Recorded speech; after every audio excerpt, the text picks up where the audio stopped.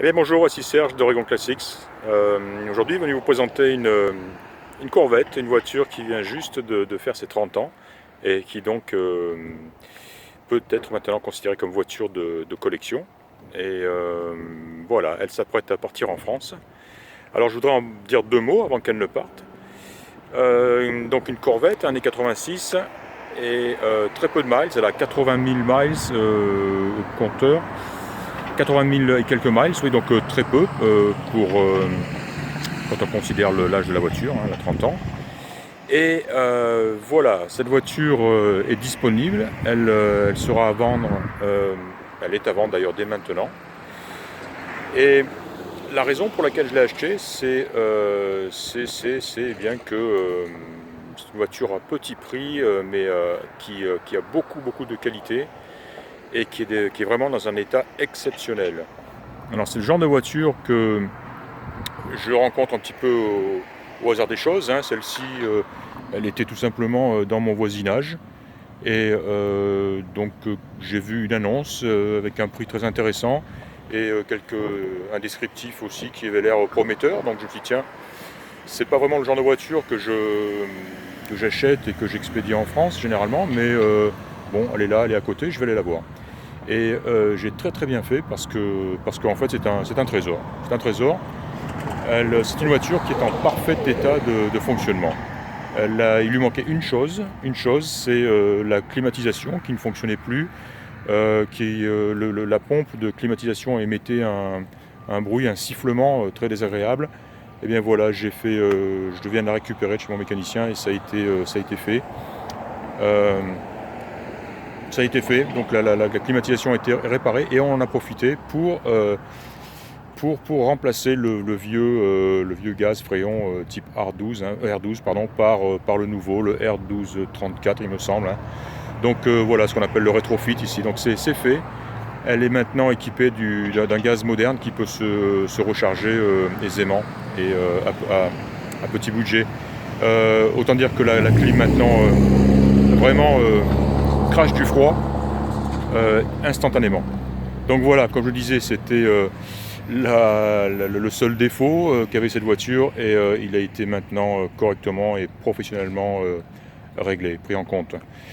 Voilà, que dire de plus? Alors ouais, je l'ai dit, elle est magnifique, elle a une très belle carrosserie, une très belle peinture.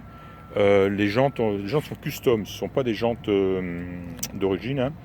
Le propriétaire précédent, avait fait faire sur mesure, c'est des jantes de type custom, hein, la marque est Centerline, et exactement adapté à cette voiture, à sa voiture. Hein.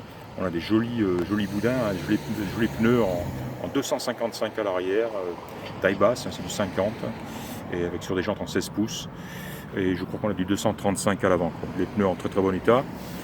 Et voilà, un petit mot sur l'intérieur. Alors vraiment, cette voiture est un régal à conduire. On rentre là dans une nouvelle génération de voitures de collection, hein, qui n'a rien à voir avec les voitures avec lesquelles je travaille généralement, style voilà, une voiture des années 60, même 70. Là, on est dans une configuration définitivement plus moderne et ça se sent. Alors là, c'est vraiment un plaisir de conduire énorme, une grosse puissance qui est facilement contrôlable. Le tout dans une sensation de sécurité. Voilà, on n'est plus dans le même domaine là. Hein. Voilà, et puis alors, je vais le montrer, c'est les premières voitures équipées de compteurs tout entièrement digital. Et la belle surprise, c'est que tout fonctionne sur cette voiture, tous les témoins, les voyants. Et mais c'est incroyable. Tiens, il faut savoir, et je le dis en passant, je possède la facture d'achat d'origine de la voiture, très intéressant, et on s'aperçoit que c'est une voiture qui coûtait quand même plus de 30 000 $ en 1986. Donc pas la petite voiture bon marché, quoi. Et ça se voit dans ce genre de détails. Par exemple ici, c'est unique, hein, je ne l'ai pas vu ailleurs. On a toutes les données, température, pression,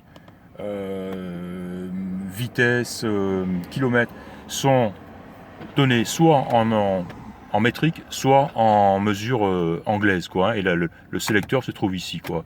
English, metric. Et donc on voit au compteur les changements. Voilà, passage. Donc là on est en mesure anglaise. Hein. On le voit, all pressure.